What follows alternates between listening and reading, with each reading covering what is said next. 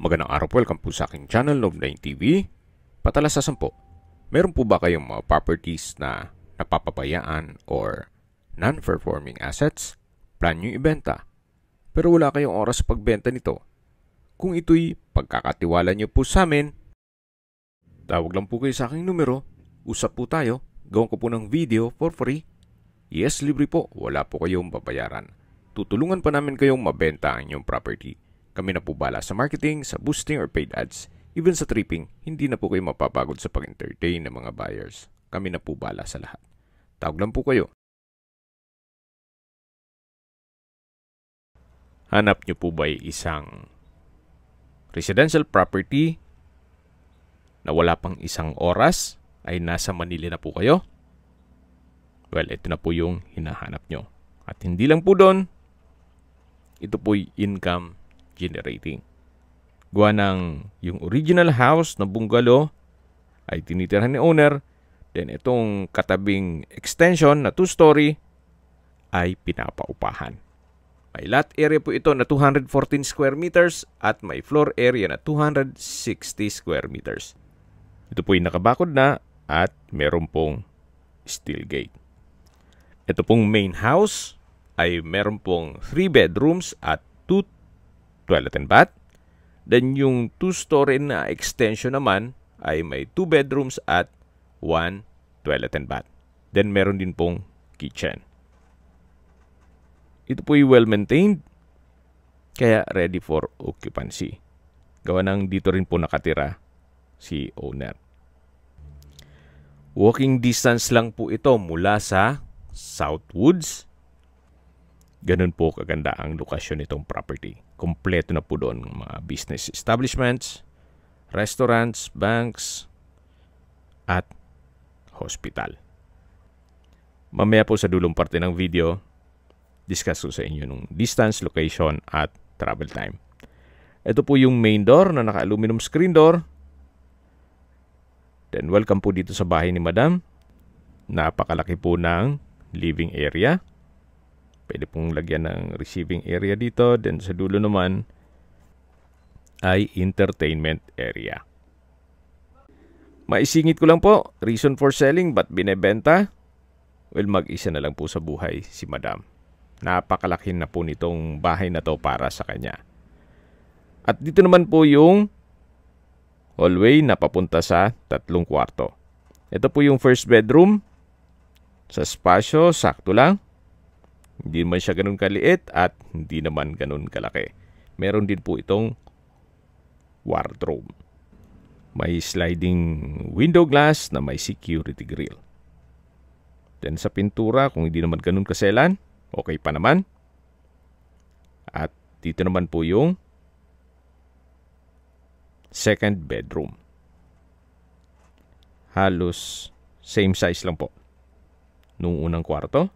May malaking window glass at security grill. Then meron din pong window type aircon. At for sure, iwan na yan.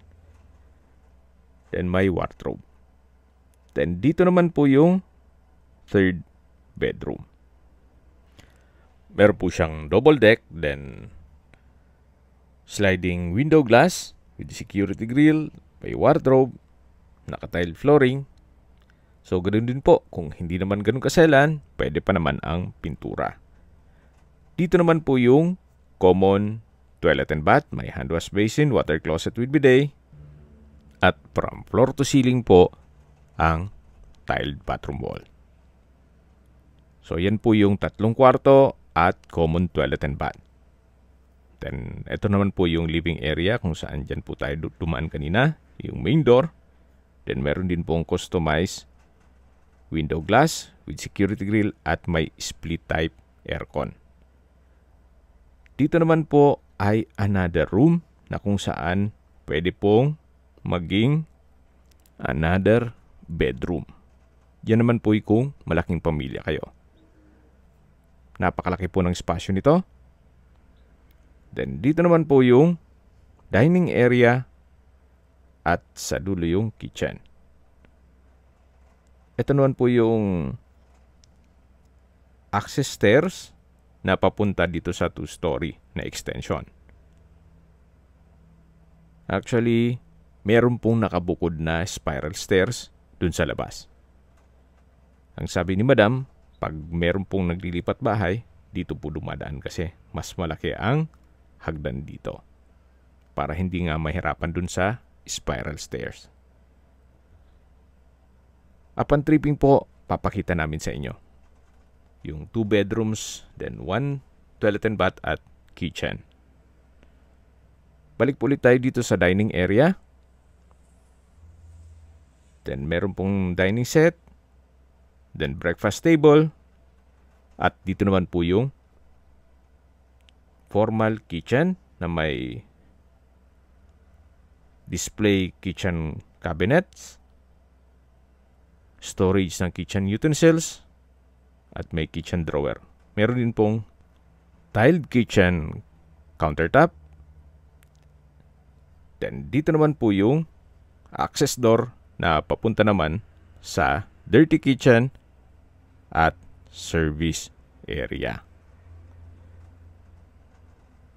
Sa dulo po ay yung setback na papunta naman sa gate. Dito po ay naka-tile flooring, naka-tile kitchen countertop, at dito naman po ay may common toilet and bath na may hand wash basin, water closet with bidet, then shower. Naka-tile bathroom wall na rin po yan. At habang naglilibot po tayo at pinagmamasdan nyo po itong kabahayan ni Madam, pag-usapan natin ang distance, location at travel time. Mula po sa Southwoods Mall, ang distance is 1.4 kilometers at ang travel time is 5 minutes. Opo, napakalapit lang po. Nandun na rin po ang UniHealth Hospital, bangko, restaurants, at iba pang business establishments. Yan po yung lagi kong binabanggit sa aking video na dapat yung i-consider sa paghanap ng property ay yung malapit po sa hospital. Hindi ko naman po sinasabing sakitin kayo.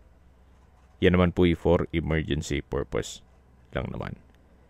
Yan po yung tinutukoy ko na spiral stairs na papunta sa second floor. Mula naman po sa Pasita Public Market, ang distance is 4.6 kilometers at ang travel time is 16 minutes. Mula naman po sa Makati, BGC at Airport, ang distance is 30 kilometers at ang travel time is 40 minutes. Binebenta po ito ni owner sa halagang 9.8 million pesos net. Ibig pong sabihin, si buyer na po ang sasagot sa lahat ng taxes at expenses with regard to documentation. Summarize ko lang po sa mga nag-skip ng video, ito pong property ay nasa Southwoods area. May lot area po ito na 214 square meters at may floor area na 260 square meters. Ito po yung income generating property gawa ng yung extension po, yung second floor ay pinapaupahan po ni owner.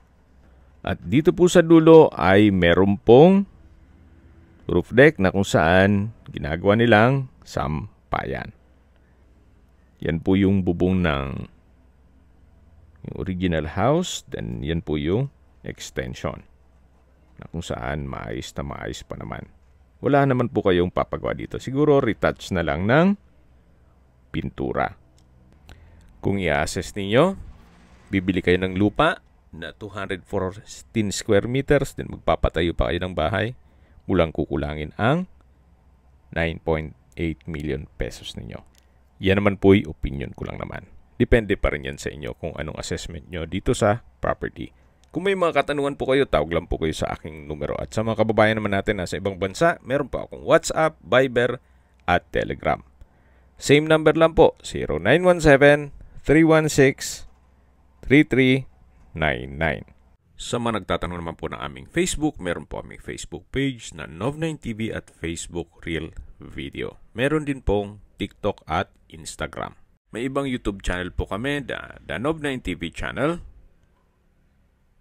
Nov9TV Listings, Nov9TV On The Spot, Nov9 TV Updates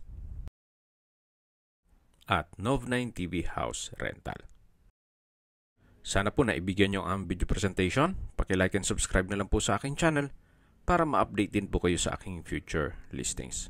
Kung sakali po hanap nyo yung mas malaking sukat ng lupa, meron din po kami ibang listings na pwede nyong pagpilian. Huwag po kayong mag-atubiling tumawag sa amin. Then, let us know your budget para malaman namin kung anong property pwede naming ilog sa inyo. Sa lahat pong viewers, subscriber at nagtiwala po sa amin, salamat po sa suporta. Ingat po kayo lagi at yung pamilya. Maraming salamat po.